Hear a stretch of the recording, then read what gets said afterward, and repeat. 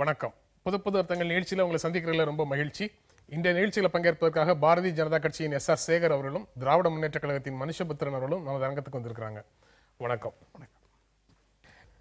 மோசமான நிர்வாகம், ஊழல், இதிலெல்லாம் பெயர் கெட்டு போய் இருக்கக்கூடிய இரண்டு திராவிட கட்சிகளுக்கு மாற்றாக தேசிய ஜனநாயக கூட்டணியை தலைமை ஏற்று நடத்த முடியும் அப்படின்னு பாரதிய ஜனதா கட்சி நேற்று நம்பிக்கை தெரிவிச்சிருக்குது.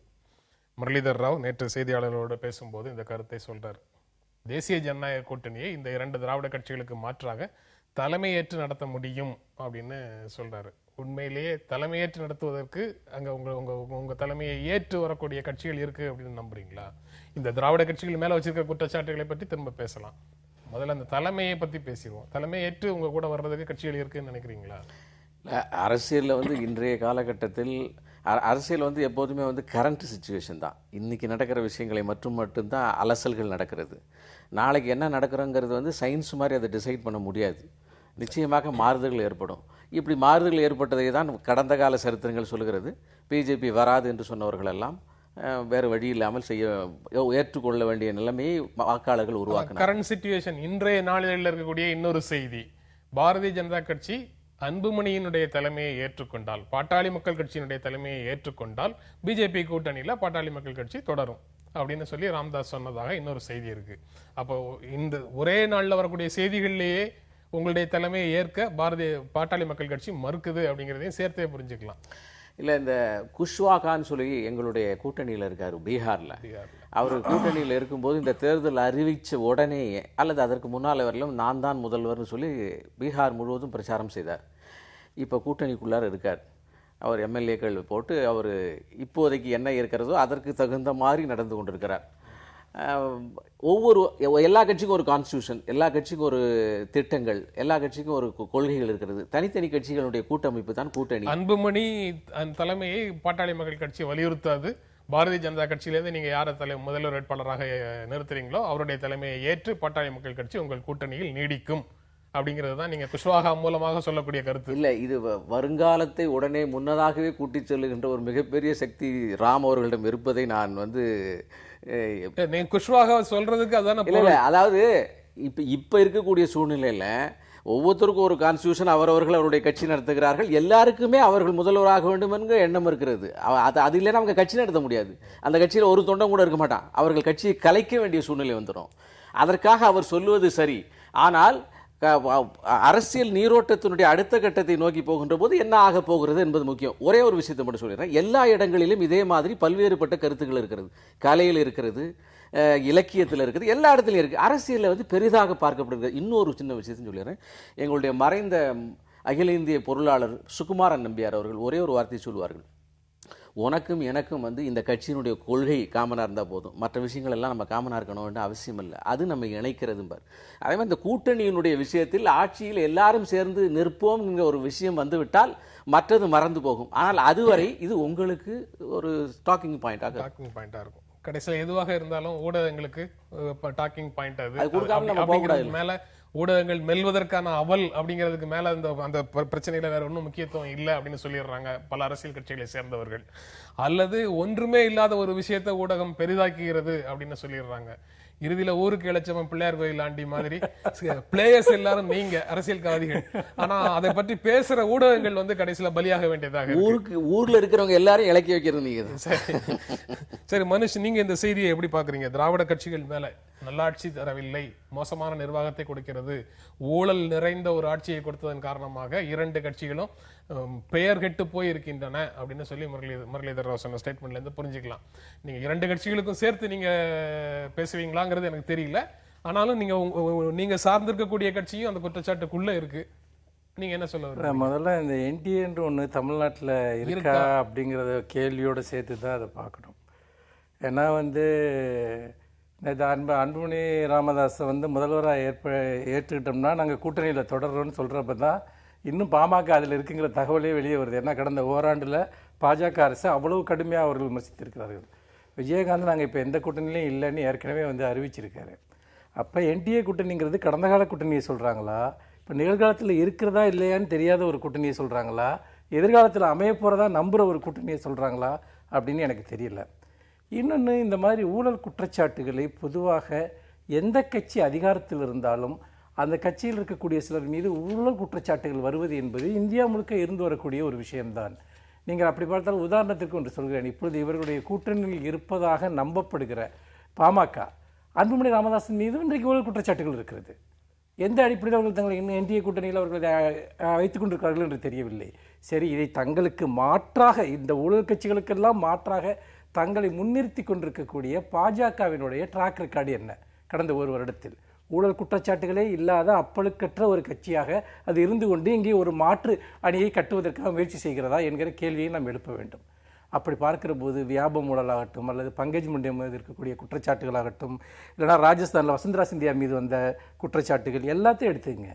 இப்போ கூட அந்த குஜராத்தில் மீன்பிடி விஷயங்களை துறைமுகங்களை இதுக்கு குத்தகைக்கு விட்டதில் 440 கோடி ரூபாய் ஊழல் குற்றச்சாட்டில் அவருடைய அமைச்சர் மீது இன்றைக்கு குற்றச்சாட்டு பதிவு செய்யப்பட்டிருக்கிறது. இப்படி இவர்கள் ஆளுகிற மாநிலங்களிலும் மத்தியில் இருக்கக்கூடியவர்களிலும் அடுக்கடுக்கான ஊழல் குற்றச்சாட்டுகள் வந்து கொண்டிருக்கின்றன. அந்த குற்றச்சாட்டுகள் எல்லாம் உண்மையா பொய்யா என்று நிரூபித்து அவை வழக்குகளாக மாறி வருகிற ஒரு காலம் என்று ஒன்று இருக்கிறது. கர்நாடகாவில் நாம் பார்த்தோம், எடியூரப்பா மீது வந்த குற்றச்சாட்டுகளை பற்றி நாம் பார்த்தோம். இப்படி பாஜக எங்கெல்லாம் அதிகாரத்தில் இருக்கிறதோ அங்கெல்லாம் நீக்கமற ஊழல் குற்றச்சாட்டுகள் இருந்திருக்கின்றன.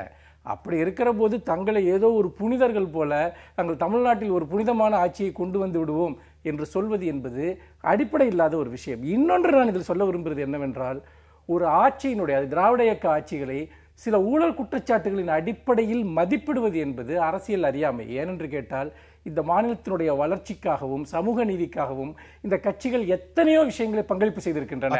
அதன் அடிப்படையில் தான் இவ்வளவு பெரிய மக்கள் செல்வாக்கை அந்த இரண்டு கட்சிகளும் தொடர்ந்து தக்க வைத்துக் கொண்டிருக்கின்றன. இவர்கள் இன்றைக்கு சமூக நீதி சார்ந்த பல விஷயங்களை இரண்டு கட்சிகளும் செய்திருக்குது. அடிப்படை கட்டமைப்புகள், அடிப்படை மோசமான நிர்வாகத்தையோ ஊழலோ உண்மையாக இருந்தால் நான் அப்படி சொல்லவே இல்லை. நிர்வாகத்தில் சில குறைபாடுகள், ஸ்டாலின் என்ன சொன்னார் சமீபத்தில் நமக்கு நாமே பயணத்தில், கடந்த காலத்தில் எங்கள் ஆட்சியில் தவறுகள் இருந்தால் கூட அதற்காக நாங்கள் மன்னிப்பு கேட்கவும் தயாராக இருக்கிறோம், எதிர்காலத்தில் அந்த தவறுகளை நிகழாமல் பார்த்துக் கொள்வோம் என்கிற அளவிற்கு அவர் பேசுகிறார். நாங்க அப்படி எல்லாமே ரொம்ப சரியா இருந்துச்சு நியாயப்படுத்தல.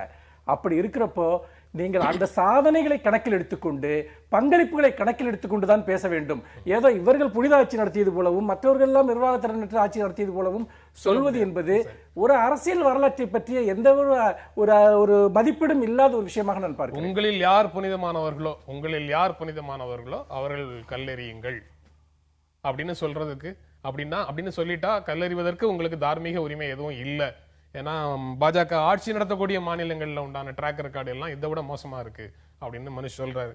இல்லை, தேனெடுத்தேன் புறங்கையை தானே நக்கினேன்னு அவருடைய தலைவர் 76 84 ஒரு 9 ஆண்டு காலங்கள் எம்ஜிஆரிடமிருந்து ஆட்சி பறிக்க முடியாமல் தொடர்ந்து தோல்விகளை தழுவிய போது மக்களிடம் தன்னுடைய செல்ஃப் கன்ஃபெஷன் சொன்னது உலகறியும். ஒரு ஆட்சி நிர்வாகம் அதாவது ஊழல் குற்றச்சாட்டின் அடிப்படையில் இப்ப திரும்ப சொல்லியிருந்தது உண்மையாக இருந்தா அதை இப்ப எதுக்காக கோட் பண்றீங்க? பாஜக ஆட்சியில் நடக்கக்கூடியதை நீங்க இப்படி ஜஸ்டிஃபை பண்றீங்களா? உங்களுக்கு ஒரே ஒரு சின்ன விண்ணப்பம் சொல்றேன். கேள்வி கேட்பது உங்களுடைய உரிமை. ஆனா அவர் தொடர்ந்து ஒரு வாதத்தை தொடர்ந்து வைத்துக் கொண்டு போனார். சந்தேகம் கேட்கிறேன். அவர் என்னுடைய பேச்சுல நிறைய சந்தேகம் வருது, அவருடைய பேச்சுல வரல. உங்களுக்கு பாஜக அவர் சொன்னதுலதான் நீண்ட இடைவெளி கிடைக்கிறது. எனக்கு ஒரு வார்த்தைக்கு இடையில ஒரு கேள்வி வருது. நீங்க சொல்ற பதில் தான் எனக்கு சந்தேகத்தை கொடுக்குது. அவர் பாஜக ஆளக்கூடிய மாநிலங்கள்ல தவறுகள் நடக்குதுன்னு சொல்றாரு. நீங்க தேர்ந்தெடுத்தவன் பாருங்க நக்காமலா இருப்பான் அப்படின்னு சொல்லி கலைஞர் சொன்னாருன்னு சொல்லி பழைய கொட்டேஷனை சொல்றீங்க. அப்ப நீங்க பாஜக ஆளும் மாநிலங்கள்ல ஊழல் நடக்குது அப்படின்னு சொல்லி அவர் சொல்லக்கூடிய குற்றச்சாட்டுக்கு நீங்க சொல்லக்கூடிய பதிலும் இதுதானான்னு கேக்குறேன். இல்ல, அதாவது இந்த குற்றச்சாட்டுகளுக்கு விரிவான பதில் என்னாலே சொல்ல முடியும், விரிவாக விளக்கப்பட்டிருக்கிறது. அது இப்போது சொல்லப்படுகிற குற்றச்சாட்டுக்கு இப்போது பதில் சொன்னால் எனக்கு டைம் கொடுத்து தான் நான் சொல்ல தயாராக இருக்கேன். வியாபம் என்பதை சுப்ரீம் கோர்ட் எப்படி சொல்லியிருக்கிறது, பல்வேறு முறையில் இடைவெளித்து மாநில அரசாங்கம் சரியாக போகிறது என்று சொல்லியிருக்கிறது. அதற்கான ஏப்ரல் மாதம் 2014 ஜட்ஜ்மெண்ட்டில் சொல்லியிருக்கிறது. மறுபடியும் டிசம்பர் 2014 இதே ஜட்ஜ்மெண்ட் சொல்லியிருக்கிறது. 27 பப்ளிக் இன்ட்ரெஸ்ட் லிட்டிகேஷன் போட்ட பிறகு அதற்கு சுப்ரீம் கோர்ட்டுடைய ஜட்ஜ்மெண்ட் ஹைகோர்ட் இஸ் இது ரைட்லி டைரக்டிங் திஸ் கேஸ்ங்கிறது சொல்லியிருக்கிறது. அதையெல்லாம் இது பதிலாக நான் சொல்ல விரும்புகிறேன். இப்போது நான் கேட்கிறது, ஊழல் குற்றச்சாட்டின் அடிப்படையிலே தான் மதிப்பீடு போட வேண்டும் என்று சொன்னால் வேற எதுல மதிப்பீடு போடணும்? எவ்வளவு வேண்டுமானால் நான் எடுத்துக்கொள்ள, இதை பார்த்துக் கொள்ளாதே, உனக்கு நான் செய்வதை செய், மக்களுக்கு நான் செய்வதை செய்து கொண்டால் சும்மா இருக்கணும் என்கின்ற அந்த அடிப்படை வாதம் எந்த விதத்திலே சரி என்று தெரியவில்லை. ஆனால் ஒன்றை மட்டும் சொல்லுகிறேன், திராவிட முன்னேற்ற கழகம் வந்து என்டிஏயை பார்த்து சிரிப்பது, கேலி சொல்லுவது என்பது அது வந்து கட்சியில் வந்து அவங்களுடைய குடும்பத்தில் எவ்வளவு பிரச்சனை இருக்கிறது, கட்சி நகருமா நகராதா என்பது தெரியவில்லை. அடிக்கு ஒரு தரம் இந்த குடும்பத்தின் மிக முக்கியமான ஒரு நபர் அந்த கட்சியை பற்றி மிகப்பெரிய விமர்சனங்களை செய்கிறார். அதிலிருந்து மீண்டு வருமா என்று தெரியவில்லை. ஆகவே தன்னுடைய வீடு மிக பலவீனமாக இருக்கின்ற போது எதிரவன் வீட்டிலே கல்லெறிவது அரசியல் சகஜம் என்கின்ற காரணத்தினாலே அவர் எரிகிறார். அதை தவிர அவர்களுக்கு வேறு சொல்வதற்கு இல்லை. நாங்கள் வலுவாக இருக்கிறோம். முக்கியமானவராக இருக்கிறதுனால ஒன்றும் பிரச்சனை இல்லை, அவர் திராவிட முன்னேற்ற கழகத்தினுடைய உறுப்பினர் இல்லை அப்படின்னு சொல்லுவாங்க. சொல்லுபவர்கள் அவருடைய தீர்மானம் இல்லாமல், அந்த குடும்பத்தின் தீர்மானம் இல்லாமல் கட்சியில ஏதாவது நகர்கிறதா என்பதை நாடறியும். இல்ல, ஒரு விஷயம் பாருங்க, நான் வந்து ஒரு விஷயத்தை அரசியல் ரீதியா போட்டு வைக்கிறேன். ஒரு ஆட்சி நடக்குது. இப்போ வந்து ஒரு 50 வருடங்களா திராவிட கட்சிகள் மாறி மாறி ஆட்சி செஞ்சிருக்கு. அதில் குறைபாடுகள் இருந்திருக்கலாம். ஆனால் ஒரு மாநிலத்தினுடைய வளர்ச்சி பல துறைகளில் குஜராத்தை விட தமிழகம் முன்னால் இருக்கிறது என்கிற புள்ளி விவரங்களை எல்லாம் நாங்கள் சொல்லவில்லை, பொதுவான அமைப்புகள் சொல்கின்றன. அப்படி இருக்கிற போது இதெல்லாம் இந்த ஆட்சி காலத்தில் நடந்ததுதான். நான் என்ன சொல்கிறேன் என்றால், ஒரு ஆட்சியை மதிப்பிடுவதற்கு அந்த 50 ஆண்டுகள் ஆட்சியினுடைய வரலாறுகள் இருக்கின்றன. நாங்கள் எடுக்கிறதெல்லாம் எடுத்துக்கிறோம்னு சொன்னால் நீங்கள் நிரூபிக்கப்பட்ட ஊழல் குற்றச்சாட்டுகளை முன்வையுங்கள், அதன் அடிப்படையில் பேசுங்கள். நான் பொத்தாம்பதுவா ஒரு குற்றச்சாட்டை சொல்லிட்டு போவோம். அதே சமயத்தில் இவர்கள் மீது இருக்கக்கூடிய குற்றச்சாட்டுகளை வந்து விசாரணை நடந்து கொண்டிருக்கிறது என்று உயர்நீதிமன்றம் சொல்கிறதைத்தான் அவர் சொல்கிறாரே ஒழிய அந்த குற்றச்சாட்டுகள் பொய் என்று அவர் சொல்லவில்லை. இது குற்றச்சாட்டுகள் எல்லாவற்றிற்கும் ஆதாரம் இருக்கிறது. சுஷ்மா ஸ்வராஜ் செய்ததாகட்டும், இவருடைய முதலமைச்சர்கள் செய்ததாகட்டும், எல்லாமே தெளிவாக ஊடகங்கள் வைக்கப்பட்ட ஆதாரங்களின் அடிப்படையில் அந்த வழக்குகள் நடக்கின்றன. ஆனால் அதன் மீது விசாரணை நடப்பதே இவர்கள் ஒரு சாதனையாக சொல்கிறார்கள். இதுவே ஒரு பெரிய விஷயமா சொல்லி முடிச்சிடறேன். அப்ப நான் என்ன சொல்றேன்னா வந்து, இந்த விஷயத்துல நீங்க கடந்த கால திராவிட இயக்க ஆட்சியினுடைய பங்களிப்பை பற்றி பேசினால் குடும்ப அரசியலை பற்றி பேசுறாரு. அப்ப தனிப்பட்ட முறையில நானும் எல்லாத்தையும் பற்றி பேச முடியும். குடும்பத்துல இருக்கக்கூடிய உறுப்பினர்கள் நிர்வாகத்துல தலையிடாம இருந்தாங்க, அதிகார மையங்களாக இல்லாம இருந்தாங்கன்னு சொல்ல முடியுமா? இல்ல, இது வந்து பாத்தீங்கன்னா எல்லா கட்சிகள்லயும் எல்லா விதமான ஆட்சியிலையும் மத்தியிலையும் மாநிலத்திலையும் இது போன்ற குற்றச்சாட்டுகள் முன்வைக்கப்படுது. அந்த குற்றச்சாட்டுகள் மட்டும்தான் ஒரு மாநிலத்தினுடைய ஆட்சி சம்பந்தமான மதிப்பீடம் நான் கேட்கிறேன். அவ பேசணும்னா அவங்க கட்சி பலவீனமா இருக்கா எதா இருக்கான்னா, நீங்க கூட தான் நின்று பாத்தீங்க தனியா. நீங்க வந்து பாத்தீங்கன்னா ஸ்ரீரங்கத்தில் என்ன ஓட்டு வாங்கினீங்க, உங்களுடைய கட்சி மெம்பர் அளவுக்கு கூட அங்கே ஓட்டு விடலையே. அப்ப நீங்க எப்படி வந்து திமுக பார்த்து பலவீனமா சொல்றீங்கன்னு எனக்கு தெரியல. அதாவது உங்களுக்கு திருச்சியில இவ்வளவு மெம்பர்ஸ் இருக்குன்னு காட்டுறீங்க, அந்த அளவுக்கு கூட வாக்குப்பதிவாகல.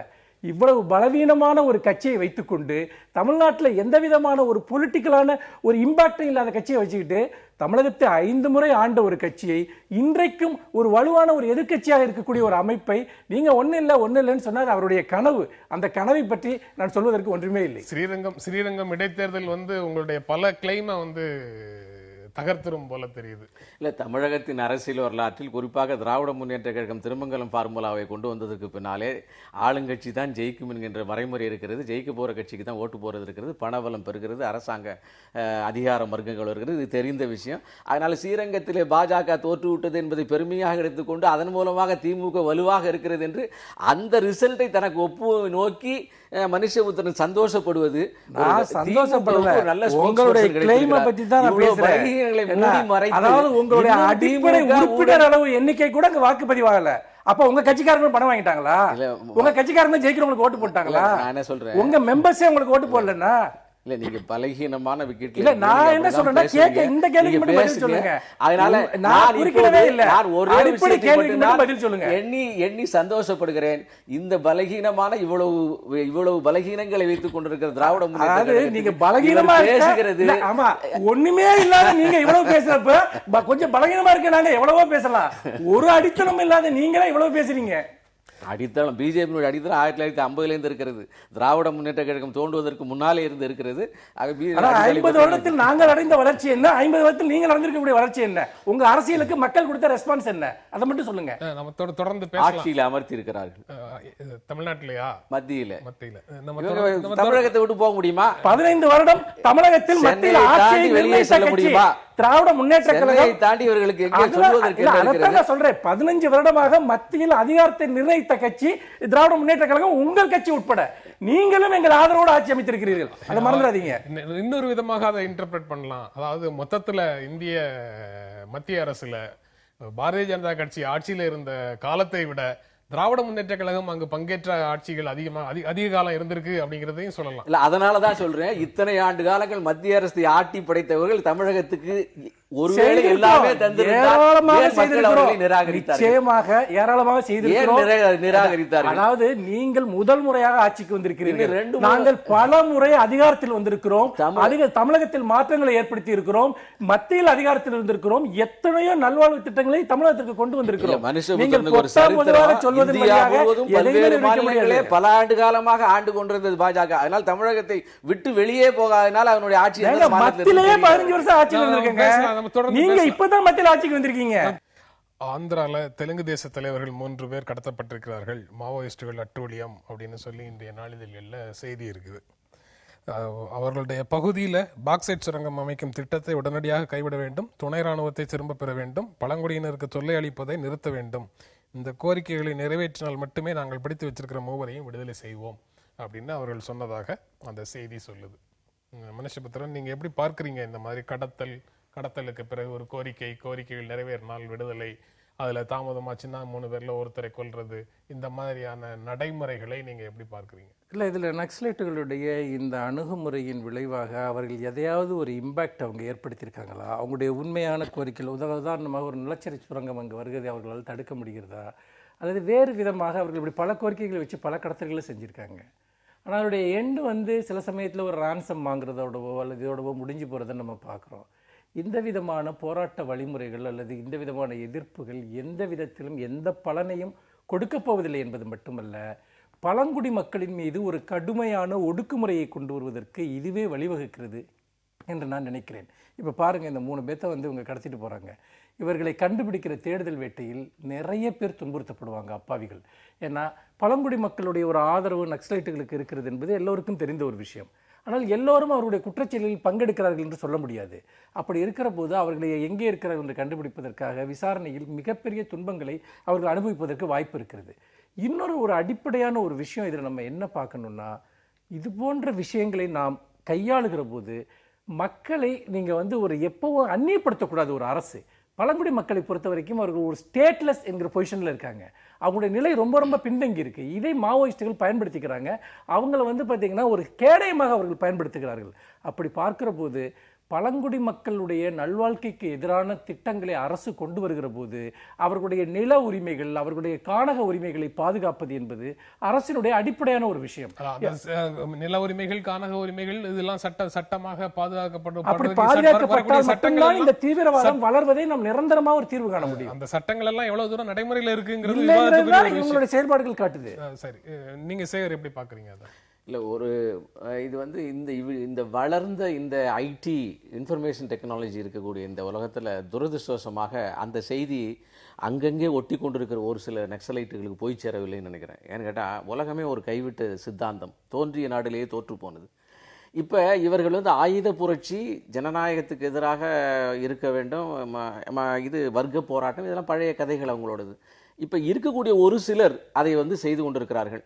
ஆனால் இதில் பார்க்க வேண்டிய விஷயம், மனுஷபுத்திரன் சொன்னது போல் அரசாங்கத்தினுடைய சட்டங்கள் உண்மையிலேயே அந்த கானகத்து வாசிகளுக்கு நடைமுறைப்படுத்தப்பட வேண்டும். அவர்களை அங்கேயே வாழ விட வேண்டும். அவர்களை அங்கே அந்த இயற்கையினுடைய சூழலில் இருக்க வேண்டும். ஒருவேளை அவர்களுக்கான திட்டங்கள் போடப்படுகின்ற போது அவர்களுக்கு அதைவிட ஒரு பொருளாதார உச்சநிலையை கொடுக்கின்ற அளவுக்கு நிறையா சொல்கிறாங்க, அதெல்லாம் செய்ய வேண்டும். இதெல்லாம் செய்கின்ற போது நிச்சயமாக அவர்களுடைய பிடியிலிருந்து வரலாம். ஒரு அரசாங்கத்தினுடைய ஃபெயிலியராகவும் இதை எடுத்துக்கலாம். அவர்கள் உள்ளே சென்று அவர்களை பார்க்கவில்லை. இதே விஷயம் சத்தீஸ்கர்லேயும் நடக்கிறது. சத்தீஸ்கரில் ஒரு பெரிய அளவில் நடக்கிறது. அரசாங்கம் செய்கிறது, இருந்தாலும் கூட அதால் பெரிய அளவில் வெற்றி பெற விடவில்லை. இது ஒரு ஆட்சியில் இருக்கிற ஒரு அரசாங்கத்தினுடைய தோல்வி என்று நாம் கருதக்கூடாது. இது மாறாக இது மொத்தத்தில் இருக்கக்கூடிய ஒரு கவர்மெண்ட் வெர்சஸ் ஒரு சிஸ்டத்தினுடைய தோல்வி, அமைப்போட தோல்வி அப்படின்னு சொல்றீங்க.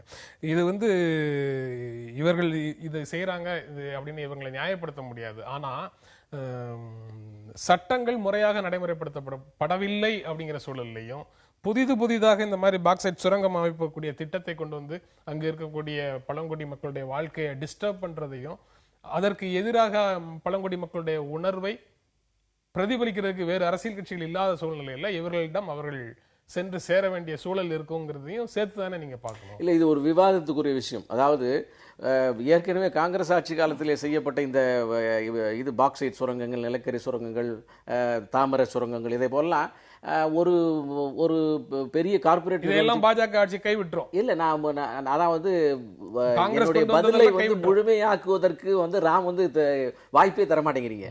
நான் முடிச்சிடுறேன். ஏன்னா எனக்கு அவ்வளோ பெரிய ஞாபக சக்தி உங்களை மாதிரிலாம் கிடையாது. அதனால் முடிச்சிடுறேன் நான். அந்த அரசாங்கம் வந்து ஒரு பெரிய திட்டத்தை கொண்டு வருது. காங்கிரஸ் ஆட்சி காலத்தில் இது மக்களை பற்றி அந்த மண்ணின் மைந்தர்களை பற்றி கவலையே இல்லாமல் ஒரு பூர்ஷ்வாத்தனமான விஷயங்கள் நடத்தப்பட்டது. அதற்கு பின்னாலே இப்போது அவர்களுக்கு சரியான இடப்பெயர்ச்சியும் சரியான வாழ்வும் இயற்கை சூழலிலே மிகப்பெரிய மாறுதல் இல்லாமலும் வருகின்ற திட்டம் அதனால் ஏற்படுகின்ற டேமேஜஸை விட அதிகமான நன்மைகள் தருகும் என்கின்ற நீண்டகால நோக்கத்தோடு இருக்குமே ஆனால் என்கின்ற நிலைமை இப்போது உருவாகி வருகிறது பிஜேபியினுடைய ஆட்சியில் குறிப்பாக. எனவே அந்த வகையில இந்த மாற்று திட்டங்களை கொண்டு வந்து அதன் மூலமாக இப்ப நர்மதாவுடைய விஷயங்கள் பேசப்பட்டது. அதுல வந்து இன்னைக்கு எவ்வளவு லாபங்கள் பெற்றிருக்கிறார்கள், எவ்வளவு அதனாலே அந்த வளம் கொழித்திருக்கிறது, எவ்வளவு அக்ரிகல்ச்சரல் டெவலப்மெண்ட் ஏற்பட்டிருக்கிறது, அவர்களுக்கு மாற்று திட்டங்கள் எப்படி கொடுக்கப்படும், இதையெல்லாம் பார்க்கணும். இதை வெறும் விமர்சனமாக அவர்களுக்கு ஏற்படுகின்ற பாதிப்பு, இயற்கைக்கு ஏற்படுகிற பாதிப்பு என்கின்ற ஒரே கோணத்தில் பார்த்து அதன் மூலமாக ஒரு பொலிட்டிக்கல் கலாச்சாரம், ஒரு பொலிட்டிக்கல் என்ன சொன்ன ஒரு காழ்ப்புணர்ச்சி இதில் ஏற்படுத்தக்கூடாது. இல்லை, சேகர் வந்து பார்த்தீங்கன்னா அது ஒரு 19 அவங்களுக்குலாம் நல்ல மாற்று ஏற்பாடுகள்லாம் செஞ்சுக்கிட்டு இருக்கணும்னு சொல்ல விரும்புகிறாரு. அதை அவர் எவிடெண்டாக சொல்லணும். அதுதான் ரொம்ப முக்கியம். அவர் சொன்னதில்ல, நீங்க அந்த பகுதியை தான் எடுத்துக்கிறீங்க. இல்ல, தொலைநோக்கு பார்வை கொண்டது பாஜகவினுடைய திட்டங்கள், குறுகிய நோக்கங்கள் கொண்டது காங்கிரஸ் திட்டங்கள் பத்தி நீங்க கருத்து சொல்ல விரும்பல. இந்த விஷயத்துல பாஜகவும் சரி காங்கிரஸும் சரி ஒரே அணுகுமுறையை தான் வச்சிருக்காங்க. ஒருபடி மேலே போய் இன்றைக்கு சுற்றுச்சூழல் சார்ந்த சட்டங்களை எல்லாம் இன்றைக்கு கார்ப்பரேட் நிறுவனங்களுக்கு சாதகமாக திருத்தக்கூடிய ஒரு எல்லை வரைக்கும் பாஜக செல்கிறது. எதெல்லாம் அவங்களுக்கு ரெசிஸ்டன்ஸாக இருந்ததோ அதெல்லாம் இன்னைக்கு மாத்துறாங்க. அப்படி இருக்கப்போ காங்கிரஸை விட தீவிரமாக இந்த விஷயத்தில் இருக்கிறார்கள் என்பதை காட்டுகிறது. மாவோயிஸ்டுகள் விஷயத்தை நம்ம எந்த விதத்திலையும் அங்கீகரிக்கல. நீங்கள் வந்து பார்த்தீங்கன்னா மாற்று அரசியல் கட்சிகள் இல்லாதனால இப்படி ஒரு சூழல் ஏற்படுதான்னு ஒரு கேள்வியை நீங்கள் வச்சிங்க இல்லையா? அது ரொம்ப முக்கியமான ஒரு விஷயம். நேபாளத்தில் என்ன நடந்தது? மாவோயிஸ்ட் ஒரு காலத்தில் ஆயுதம் தங்கிய போராட்டத்தில் ஈடுபட்டாங்க, மிகப்பெரிய வன்முறைகள் ஏற்பட்டன. அவர்கள் ஜனநாயக பாதைக்கு திரும்பிய பிறகு இன்றைக்கு நேபாள அரசியலேயே ஒரு மிகப்பெரிய மாற்றத்தை அவர்கள் கொண்டு வந்திருக்கிறார்கள். அதிகாரத்தில் பங்கெடுக்கக்கூடிய ஒரு இடத்திற்கு வந்திருக்கிறார்கள். மாவோயிஸ்டுகள் அப்படிப்பட்ட ஒரு இடத்திற்கு அவர்கள் வருகிற போது இது போன்ற விஷயங்கள் இன்னும் முன்னிலை பெறும். இது போன்ற விஷயங்களில் ஒரு உண்மையான ஒரு தடுப்பை அவர்கள் ஏற்படுத்த முடியும். அதற்காகத்தான் மாவோயிஸ்டுகள் ஜனநாயக பாதைக்கு திரும்புவது என்பது இந்த காலகட்டத்தில் மிக மிக முக்கியம். இது போன்ற செயல்கள் இந்த கோரிக்கை, அதாவது இந்த மக்கள் நலன் சார்ந்த கோரிக்கைகளை வெறும் பயங்கரவாதமாக மட்டுமே சித்தரிப்பதற்குத்தான் பயன்படும் என்பதில் எந்த சந்தேகமும் இல்லை. மறைந்த பிரதமர் ஜவஹர்லால் நேருடைய சகோதரி மகள் பிரபல எழுத்தாளர் நயன்தாரா சகல் தனக்கு வழங்கப்பட்ட சாகித்ய அகாடமி விருதை நேற்று திருப்பி கொடுத்தார் அப்படிங்கிறது செய்தி. இந்திய பண்பாட்டு பன்முகத்தன்மையை மத்திய அரசு பாதுகாக்கவில்லை அப்படின்னு சொல்லி அவர் எதிர்ப்பு தெரிவித்தார். அவருடைய ஸ்டேட்மெண்ட்டும் இருக்கு. இது ஏற்கனவே கர்நாடகாவில் குல்பர்கி கொலைக்கு பிறகு கொலையாளிகளை கண்டுபிடிக்கல, நடவடிக்கை எடுக்கல அப்படிங்கிறத வச்சு எதிர்ப்பு தெரிவித்து 6 பேர் தன்னுடைய சாகித்ய விருதுகளை திருப்பி கொடுத்துருக்குறாங்க. இப்போ இவங்களும் செய்திருக்கிறாங்க. இந்த அகாடமி விருதுகளை திருப்பி கொடுக்கிறது ஒரு எதிர்ப்பின் வடிவமாக இப்போ இந்த சமீப காலத்தில் பார்க்க முடியுது. ஏற்கனவே கடந்த காலத்தில் இருக்குது, அங்கொன்றும் இங்கொன்றுமாக இருந்தது. இப்போ தொடர்ந்து நடக்குது. மனுஷபுத்திரன், அதை பற்றி முதல்ல சொல்லுங்க, அதுக்கப்புறம் நம்ம. ஒரு எழுத்தாளன் வேற என்ன சார் செய்ய முடியும்? ஒரு எழுத்தாளன் செய்வதற்கு என்ன இருக்கு? அவனுக்கு சமூக அதிகாரம் இருக்கிறதா, அரசியல் அதிகாரம் இருக்கிறதா? அவர் 1000 பேர்த்தை திரட்டிட்டு போய் வந்து போராட்டம் நடத்த முடியுமா? இந்த அமைப்புகளை வந்து நிர்பந்தம் செய்ய முடியுமா? எதுவுமே அரசையே அவர்கள் செய்ய முடியாது. தனிப்பட்ட இது போன்ற அமைப்புகளையும் செய்ய முடியாது. ஒரு எழுத்தாளன் ஒரு தனி நபர், எந்த பின்புலமும் இல்லாத ஒரு நபர். ஒரு எழுத்தாளன் நீங்கள் கொலை செய்கிறது ரொம்ப சுலபம். ஒரு எழுத்தாளனை மிரட்டி அவனுடைய புத்தகத்தை அவனையே திரும்ப பெற செய்வது என்பது இன்னும் ரொம்ப சுலபம். நான் இனிமேல் வாழ்நாள் முழுக்க எழுதவே மாட்டேன் என்கிற நிலைக்கு ஒரு எழுத்தாளனை கொண்டு போய் நிறுத்துவது என்பது ரொம்ப சுலபம். இங்கே ஒரு அரசியல் கட்சி தலைவரை இனிமேல் நான் ஒரு நிர்பந்தம் கொடுத்து வாழ்நாள் முழுக்க நான் அரசியலே ஈடுபட மாட்டேன் நீங்கள் சொல்ல முடியுமா? சொல்ல முடியாது. அவர்களுக்கு பின்னர் ஒரு சமூக அதிகாரம் இருக்கிறது, ஒரு அரசியல் அதிகாரம் இருக்கிறது, ஒரு பொருளாதார அதிகாரம் இருக்கிறது. ஆனால் எழுத்தாளனுக்கு என்ன இருக்கிறது? அவனுக்கு கிடைக்கக்கூடியதெல்லாம் அதிகபட்சமாக அவனுக்கு கிடைக்கக்கூடிய அங்கீகாரங்கள் தான். ஒரு ஃபார்ம் ஆஃப் ப்ரொடெஸ்ட் என்கிற வகையில் இந்த அங்கீகாரத்தை நான் திருப்பி கொடுத்து விடுகிறேன். இது எனக்கு வேண்டாம். எனக்கு தேவை சுதந்திரமும் ஜனநாயகமும், எனக்கு தேவை நீதி. இதை வந்து இந்த நயன்தாரா சகல் தன்னுடைய விருதை திருப்பி கொடுக்கிறப்ப அவர்கள் வந்து மத்திய அரசை குற்றம் சாட்டுவது, மோடியினுடைய மௌனத்தை குற்றம் சாட்டுவது மட்டுமல்ல, வேறொரு முக்கியமான ஒரு விஷயத்தை சொல்கிறார். முரண்படுவதற்கான உரிமைக்காக போராடுகிற அனைத்து இந்தியர்களுக்காகவும் இதை நான் திருப்பிக் கொடுக்கிறேன் என்று. டிசென்ட், இந்த முரண்படுகிற உரிமை என்பதுதான் ஒரு ஜனநாயகத்தினுடைய, இந்த நாட்டு பண்பாட்டினுடைய அடித்தளமாக இருக்கிறது. இந்த உரிமையை நீங்கள் எப்போது பறிக்கிறீர்களோ, எப்பொழுது அதற்காக கொலைகளை செய்ய தயாராக இருக்கிறீர்களோ, அப்போது ஒரு எழுத்தாளன் தன் உயிரை ஒன்று அவன் தன்னுடைய அங்கீகாரத்தை திருப்பிக் கொடுக்க வேண்டும், இல்லாவிட்டால் தன்னுடைய உயிரை விட வேண்டும். இதுதான் இந்தியாவுடைய யதார்த்தமாக இருக்கிறது. சேகர், நீங்க எப்படி பார்க்கறீங்க? அவங்க சாகித்ய அகாடமி விருதை திருப்பி கொடுக்குறாங்க. அவர் சொன்ன மாதிரி ரைட் டு டிசென்ட் நம்புறவங்களுக்காக நான் திருப்பி கொடுக்குறேன்னு சொல்றாங்க. இந்திய பண்பாட்டு பன்முகத்தன்மையை அரசு பாதுகாக்கவில்லை அப்படின்னு சொல்றாங்க. இந்த 2 விஷயங்களை பத்தி பேசினாலே நிகழ்ச்சியினுடைய நேரம் முடிஞ்சு போகும். இல்லை, நான் ரொம்ப சுருக்கமாக சொல்லிடுறேன். நயன்தாரா சேகல் விஜயலட்சுமி பண்டிட்டினுடைய 2வது மகள், நேரு குடும்பத்தை சார்ந்தவர். அவருடைய சிறப்பம்சம் என்னவென்று சொன்னால், அவர் இந்திரா காந்தியினுடைய கொள்கைகளுக்கு, செயல்பாட்டுக்கு விரோதமானவர். எமர்ஜென்சியை கடுமையாக எதிர்த்திருக்கிறார். 1982 கூட இந்திரா காந்தியை பற்றி ஒரு எதிரான புத்தகம் எழுதியிருக்கிறார். 86 ராஜீவ் காந்தியினுடைய காலத்தில் இந்த விருதானது அவருக்கு அறிவிக்கப்பட்டிருக்கிறது. ஒரு 14, 30 ஆண்டுகளுக்கு பின்னாலே இந்த ஒரு ஞானோதயம் அவருக்கு ஏற்பட்டிருக்கிறது. ஏன்னு கேட்டால், உலகத்தில் இந்த இந்த இந்த கருத்துக்கு மாறுபாடான கருத்து இல்லை. அதாவது டிசென்ட்டை சொல்ல வேண்டும், அந்த டிசென்ட்டுக்கு சொல்ல முடியவில்லை என்று சொன்னால் ஒரு எழுத்தாளனுக்கு வேறு என்ன இருக்கிறது என்பது மாறுபட்ட கருத்தே அல்ல. ஆனால் அந்த டிசென்ட்டை அவங்களுக்கு கன்வீனியன்ட்டான நேரத்தில் சொல்லுகிறார் இந்த நயன்தாரா சேகல் என்பதை நாம் புரிந்து கொள்ள வேண்டும். சீக்கியனுடைய மிகப்பெரிய கொலைக்கு பின்னாலே இது வாங்கி கொள்கிறார். அப்பயே நான் வாங்க முடியாதுன்னு சொல்லியிருக்கலாம். சீக்கிய கொலைகளுக்கு பின்னாலே 87, 89 பகல்பூர் கொலை, 1800 முஸ்லீம்கள் கொல்லப்பட்டார்கள். இவங்களுடைய ஆட்சியில் மத்தியில் ராஜீவ்காந்தி தான் பிரதமராக இருந்தார். அதற்கு முன்னால் 89 அசீம்புரா 42 இளைஞர்களை தேடி பொறுக்கி எடுத்து வெட்டி நதியிலே ஓட விட்டார்கள். இன்றைக்கும் இந்த 2 வழக்குகளிலும் இன்றைக்கும் தீர்ப்பு இல்லை. இத்தனை ஆண்டு காலத்துக்கு பின்னாலே கூட அவர்களுக்கு ஜஸ்டிஸ் கிடைக்கல. ஆனால் இதையெல்லாம் அவர் கண்ணிலே படவில்லை. இதற்கெல்லாம் அவர் பண்ணியிருந்தார்னு சொன்னால், அவர் எல்லாத்துக்கும் சேர்த்து, அதாவது இந்து சமூகத்துக்காக அவர் பண்ணியதுக்காக நான் எதிர்ப்பு தெரிவிக்கல, மானுடத்துக்காக, இந்து சமூகத்துக்கு எதிராக அவர் எங்க இந்து சமூகத்திலே இருக்கக்கூடிய டிசென்ட் அந்த ஏத்திசத்துக்கு டிசென்ட் கொடுக்க முடியவில்லை என்கின்ற ஒரு வார்த்தையை பிரயோகம் செய்திருக்கிறார் அவர். ஆக நான் சொல்லுவது, மானுடத்துக்காக செய்யுங்க. சார்லி ஹெப்டோவில் சொல்லப்பட்ட அங்க இருக்கிற உலகத்தின் மிக முக்கியமான ஒண்டர்ஃபுல் கார்ட்டூனிஸ்ட், அந்த கார்ட்டூனிஸ்ட்லாம் கிடைக்கவே மாட்டார்கள். அவர்களுக்கு எதிராக ஒரு வன்முறை இழைக்கப்பட்டது, அதுக்கு சொல்லுங்க. ஆக மானுடத்துக்கு எதிராக சொல்லுங்கள், அது யாராக இருந்தாலும் சொல்லுங்கள். அந்த தைரியத்தை நீங்கள் வரவழைத்துக் கொள்ளுங்கள். ஆனால் நீங்க செய்திருக்க வேண்டியது, காங்கிரஸ் ஆட்சியிலேயே செய்திருக்கோம். எக்கச்சக்க டிசென்ட் அவர் அப்ப காமிச்சிருக்கிறார். வாங்கி இருக்கவே கூடாது. வாங்கினத்துக்கு பிறகு இப்போது சொல்வது என்பது செலக்டிவ் அக்யூசேஷன். பாரதிய ஜனதா கட்சி மேல குற்றம் சாட்டுவதற்கும், பாரதிய ஜனதா கட்சிக்கு எதிராக மக்கள் உணர்வை கொண்டு வருவதற்கும் இந்த விருது திருப்பி அளித்தல் பயன்படுகிறது. அதுதான் அவருடைய நோக்கம். எல்லா அநீதிகளுக்கும் எதிரான குரலாக அவர் இல்லை அப்படின்னு அவர் சொல்றாரு. இதுல ஒரு விஷயம் பாருங்க, இந்தியாவில் எழுத்தாளர்கள் கடந்த காலத்தில் எதற்கெல்லாம் கடுமையாக ரியாக்ட் செஞ்சிருக்காங்கன்னு நீங்க பாருங்க. சீக்கிய படுகொலைகளை பற்றி இங்க இருக்கக்கூடிய இன்டெலெக்சுவல்ஸோ அல்லது இங்க இருக்கக்கூடிய எழுத்தாளர்களோ பேசவே இல்லையா? அல்லது இங்க பகல்பூர் படுகொலைகளை பற்றி இங்க இருக்கக்கூடிய ரைட்டர்ஸோ, சிந்தனையாளர்களோ, பத்திரிகையாளர்களோ பேசவே இல்லையா? எல்லா ஆட்சி காலத்திலும் நடந்த கொடுமைகளை பற்றி, அதாவது சீக்கிய கலவரமும் குஜராத் கலவரமும் ஒன்று போல யாரால் கண்டிக்கப்பட்டது என்றால் இங்க இருக்கக்கூடிய எழுத்தாளர்கள் தான் கண்டிக்கப்பட்டது. மிக கடுமையான கண்டனங்கள் முன்வைக்கப்பட்டது. நாங்கள் பிஜேபி ஆட்சிக்கு வந்தால் சில விஷயங்களை விமர்சிக்கிறோம், அல்லது காங்கிரஸ் இருக்கப்ப நம்ம கண்டுக்காம விடுறோம் அப்படிங்கிற நிலை இருந்திருக்காங்கிறத நண்பர் சேகர் அவர்கள், அவர் படிக்கக்கூடியவர், வாசிக்கக்கூடியவர், கடந்த காலத்தை திரும்பி பார்த்து அவர் அதை உணர வேண்டும். இன்னொரு விஷயம் நான் இதில் என்ன சொல்றேன்னா, இந்த விஷயத்துல இவங்களை விட்டுருங்க, நேரு குடும்பத்தை சேர்ந்தவர் என்கிற அடிப்படையில் அவர் பாஜகவிற்கு எதிராக செய்கிறார் என்பது போன்ற ஒரு தோற்றம் உருவாக்கப்படுகிறது. ஆனால் 7 பேர் இன்றைக்கு அகாடமி விருதுகளை திருப்பி கொடுத்திருக்கிறார்கள். சென்ற மாதம் ஒருவர் திருப்பி கொடுத்தார். கர்நாடகாவில் 6 பேர் திருப்பி கொடுத்திருக்கிறார்கள். பிரச்சனை என்பது ஒட்டுமொத்தமாக இந்தியாவில் நடந்து கொண்டிருக்கக்கூடிய பிரச்சனைகள் சம்பந்தப்பட்டதல்ல.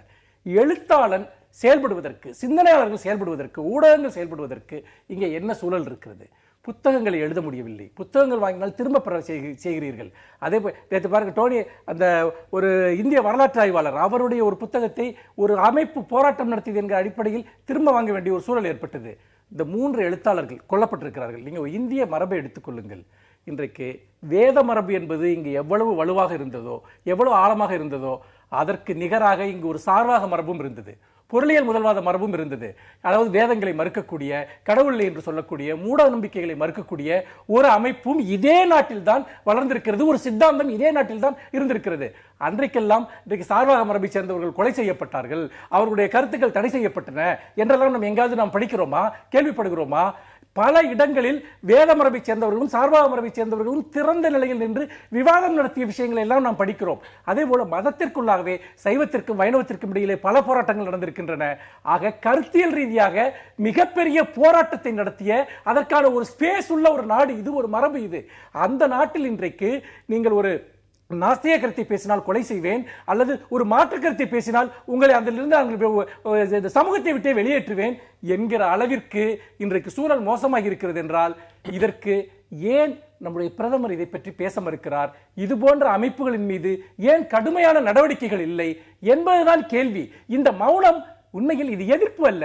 இன்றைக்கு எழுத்தாளன் செயல்படுவதா இல்லையா, சிந்தனையாளர்கள் செயல்படுவதா இல்லையா, அல்லது ஒரு ஒற்றைப்படையான சிந்தனை தான் இந்த நாட்டில் இருக்க முடியுமா என்கிற கேள்வியிலிருந்து தான் இது வருகிறது. அந்த கேள்வியிலிருந்து தான் இந்த விவாதமே வருகிறது. இங்க வந்து மாற்று கருத்தோடு மாற்று கருத்துக்கள் கொண்டவர்கள் சேர்ந்து விவாதித்த மரபு கொண்ட ஒரு நாட்டில் இப்போ வந்து ரைட் டு டிசென்ட் குரல்கள் எல்லாத்தையும் ஒடுக்குற முயற்சி நடக்குது அப்படிங்கிறத நீங்க எப்படி பாக்குறீங்க? இல்ல, நான் வந்து உண்மையை என்னுடைய பாராட்டுதல்களை மனுஷபுத்திரனுக்கு தெரிவிச்சு சொல்லுகிறேன். இந்த நாடு வந்து மண்டல மிஸ்ரா இவர் சங்கரர் ஆதிசங்கரருடைய விவாதத்திலிருந்து பல சார்வார்கர்ஸ் அவர்கள் வந்து அவர் ராமன் சொன்னான், இவர் நிறைய இலக்கியம் படித்தவர். ராமன் வந்து அவர்களை பத்திரமாக வைத்திரு என்று சொல்லி காட்டுக்கு போனான் என்று ராமாயணத்தில் ஒரு வரி இருக்கிறது. ஆக இந்த நாடு வந்து டிசென்ட்டை வந்து அங்கீகரித்த நாடு, அங்கீகரித்து கொண்டிருக்கிற நாடு. இதை ஏன் சொல்றேன்னா, அங்கீகரித்து கொண்டிருக்கிற நாடுனா ஷெகல் சொல்ற இந்த கொலைகள் எல்லாம் இப்போ நீங்க பேசும்போது குறுக்க வரேன்னு சொல்லாதீங்க. இல்ல, நரேந்திர தாபால்கர், கோவிந்த் பன்சாரே, குல்பர்க் கல்பர்கி, இந்த மூணு. அதாவது இந்த கொலைகள் வந்து இந்தியாவினுடைய நாத்திக தன்மையை சொன்னதற்காக, ஆத்திகத்தை வெறுத்ததற்காக நியாயம் என்று ஏதாவது ஒரு குரல் சொல்லியிருக்கேனால் அது கண்டிக்கத்தக்கது.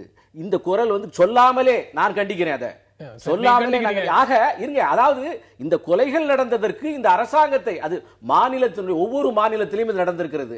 அந்த மாநில சட்டம் ஒழுங்கு மாநிலத்தினுடைய பெருவியூல வருகிறது. ஒரு செய்தி இதே பொது அர்த்தங்கள் நிகழ்ச்சியில ஒரு செய்தியை பற்றி எழுத்தாளர் ஞானியும் நிகழ்ச்சியை நானும் நடத்திட்டு ஒரு நிகழ்ச்சியை நடத்தி முடிச்சுட்டு போறோம்.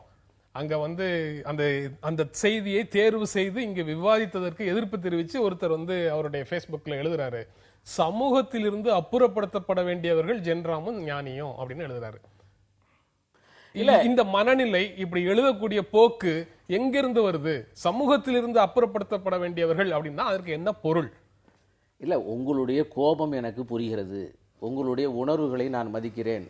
உங்களுடைய வார்த்தைக்கு அந்த கருத்தை ஏற்றுக்கொள்ள முடியாதவர்கள், அவர்களை நான் ஏற்றுக்கொள்ள முடியாது. ஒவ்வொரு கருத்தும் அதனுடைய அளவிலே அது ஜீவிக்கப்பட வேண்டியது. உங்களுடைய டிசென்ட்டை நீங்க சொல்வதற்கு உரிமை இருக்கிறது, அவருடைய டிசென்ட்டை உரிமை சொல்வதற்கு உரிமை இருக்கிறது. அந்த டிசென்ட் உங்களுடைய சுதந்திரத்திற்கும் உயிருக்கும் பாதுகாப்பு இல்லாமல் போனால் அதை ஏற்றுக்கொள்ள முடியாது. ஆனால் இந்த டிசென்ட் இந்த நாட்டில் தொடர்ந்து இருந்து வருகிறது. இந்த டிசென்ட்டினுடைய குரல் வழியை நெருக்கக்கூடியது பாஜக தான் என்கின்ற போக்கு அநியாயமானது, போக்கு நியாயமற்றது. ஏனென்றால் இப்ப நான் ஒரே ஒரு விஷயத்தை சொல்றேன், இது பாஜக மீது சாட்டப்பட்ட குற்றச்சாட்டுங்கிறது ஒரே ஒரு விஷயம். இது மாநிலத்தினுடைய சட்டம் ஒழுங்கு, அவர்கள் காப்பாற்றப்பட வேண்டும். எந்த இடத்திலும் பாஜக ஆதரவு தெரிவிக்கவில்லை, கடுமையான கண்டனத்தை தெரிவித்திருக்கிறது. மூன்றாவதாக இதே அசீம்புராவும் இதே பாகல்பூரும், நான் பழைய கதையை சொல்லவில்லை, நேற்றைக்கு கடந்த ஓரிரு ஆண்டுகளுக்கு முன்னால் வரை இதற்கு தீர்ப்பு தரவில்லை. கமிஷன்கள் இதை எதிர்த்திருக்கிறது. அன்றைக்கு இருந்த ஆட்சியை குற்றம் சொல்லி இருக்கிறது. இதை பற்றி யாரும் விவாதம் நடத்தவில்லை. இதை பற்றி தமிழகத்திலே மிகப்பெரிய கருத்துக்கள் வரவில்லை, கண்டனங்கள் வரவில்லை, பேசப்படவில்லை. இன்றைக்கு இந்த நாத்திக கொலைக்கு சொல்லப்படுகின்ற விவாதம் 1% ஒரு டிவியில ஒரு ஸ்கிரிப்லிங் கூட ஓடல. ஏன் எதற்கு சொல்கிறேன்? நான் மறுக்கிறேன், அவர்கள் செய்ததை கண்டனம் செய்கிறேன். ஆனால் அந்த கண்டனம் இதிலையும் இருக்க வேண்டும்.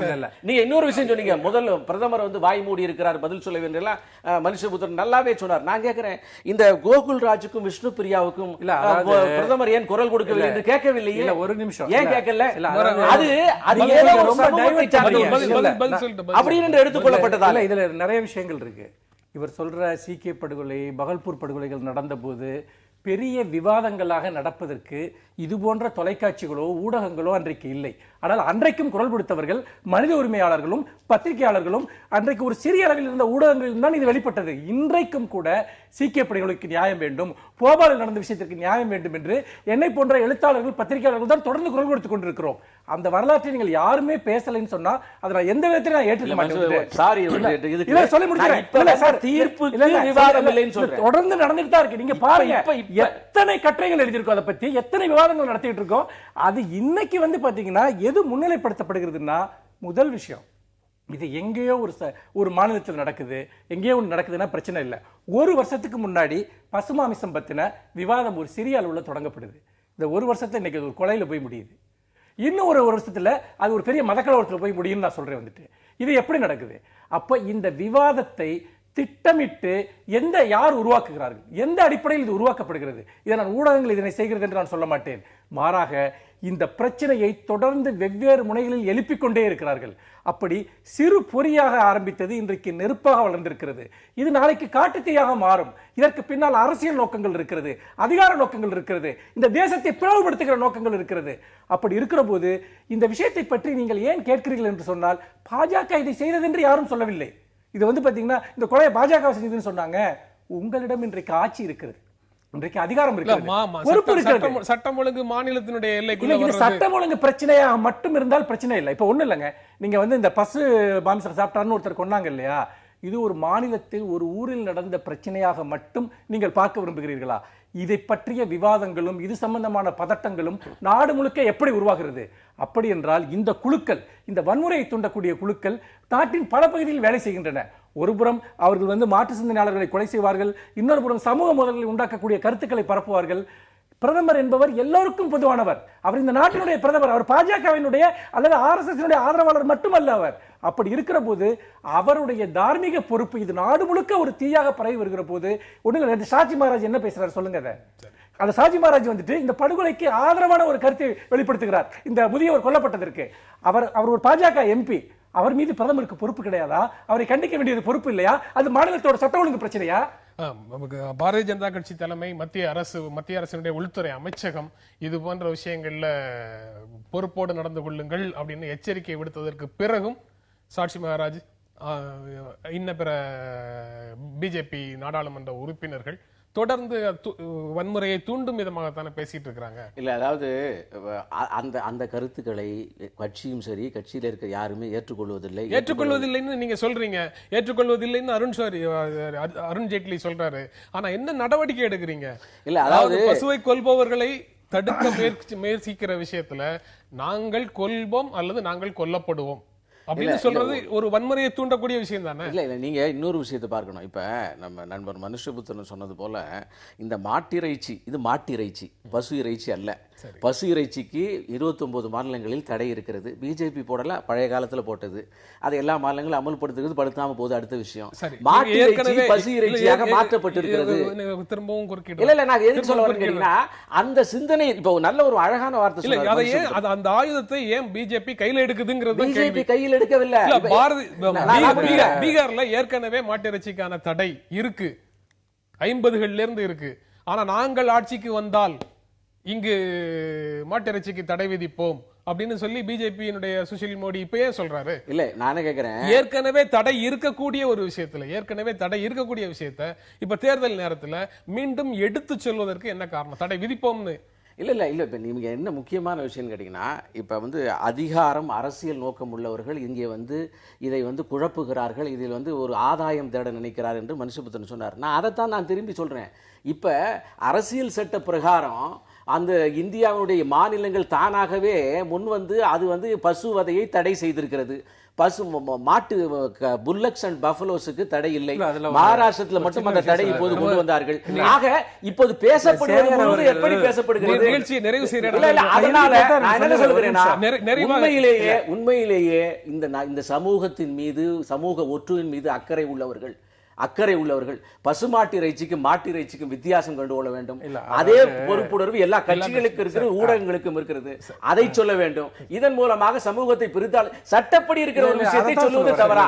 பசுமாட்டு இறைச்சி பசுமாட்டை கொலை செய்வது தவறு என்று சட்டப்படி சட்டம் சொல்வதை தானே சொல்கிறோம். ரைட் டு டிசென்ட் தான் அவங்க மெயினா சொல்றாங்க.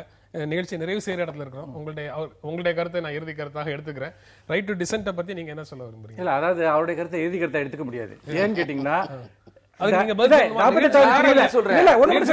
பசுவதைக்கு எதிராக சட்டம் இருக்குன்னு சொல்றாரு இல்லையா, அது பசு புனிதமானது என்கிற அடிப்படையில் கொண்டு வரப்பட்ட சட்டம் அல்ல. நீங்க இந்திய அரசியல் சட்டத்துடைய 48வது பிரிவுல இருக்கு, விவசாயத்திற்கு அது ஆதாரமான ஒரு உயிரினமாக இருப்பதால் அதை கொல்லக்கூடாது அப்படிங்கிற ஒரு விஷயம் இருக்கு. அதன் அடிப்படையில் கொண்டு வந்திருக்காங்க. ஆனா இவர்கள் சொல்வது அந்த அடிப்படையில் அல்ல, இதை ஒரு புனிதமானது, சாப்பிடுறவங்க எல்லாமே குற்றவாளிகள் என்கிற இடத்துக்கு இவங்க கொண்டு போறாங்க. இதுதான் பிரச்சனை. இன்னொன்னு நான் சொல்றேன், அது மட்டும் அரசியல் சட்டத்தில் இருக்கு. ரைட் டு எஜுகேஷன் இருக்கு, ரைட் டு வந்து பாத்தீங்கன்னா நீங்க வேலை வாய்ப்புங்கிறது அடிப்படை உரிமைன்னு இருக்கு. அதுக்கெல்லாம் நீங்க போராடி இருக்கீங்களா? அடிப்படை உரிமையா கல்வி இருக்கு, வேலை வாய்ப்பு இருக்கு, அதெல்லாம் நீங்க அரசியல் சட்டத்தில் எடுத்துட்டு இருக்கீங்களா? இன்னொன்னு ரைட் டு டிசென்ட்ங்கிற விஷயம் முரண்பாடுகளின் அடிப்படையில், விவாதத்தின் அடிப்படையில் தான் ஒரு நாட்டில் ஜனநாயகம் வளர முடியும், கலாச்சாரம் வளர முடியும். நம் நாட்டினுடைய பண்பாட்டு வளர்ச்சி அனைத்துமே இந்த முரண்பாட்டின் அடிப்படையில் தான் வளர்ந்திருக்கிறது. நீங்கள் ரைட் டு டிசென்ட் மறுக்கதன் வழியா காலச்சக்கரத்தை பின்னோக்கி திருப்பீங்க, காலச்சக்கரத்தை நீங்க பின்னாடி எடுத்துட்டு போறீங்க. ரைட் டு டிசென்ட், பசு அதை தடை செய்ய வேண்டும், பசுவை புனிதமாக வேண்டும் என்கின்ற ஒரு கருத்து இல்ல. ரைட் டு டிசென்ட் உங்களுக்கு இருக்குல்ல, எங்களுக்கு ரைட் டிசென்ட் இருக்குல்ல.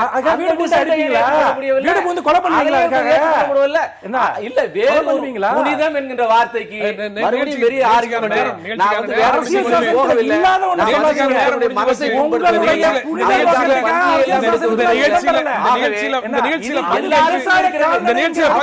கருத்துக்களை பகிர்ந்து கொண்டதற்கு நெஞ்சார்ந்த நன்றி. இந்த நிகழ்ச்சியில பங்கேற்ற உங்களுடைய கருத்துக்களை பகிர்ந்து கொண்டதற்கு நெஞ்சார்ந்த நன்றி. மீண்டும் சந்திப்போம். நன்றி, வணக்கம்.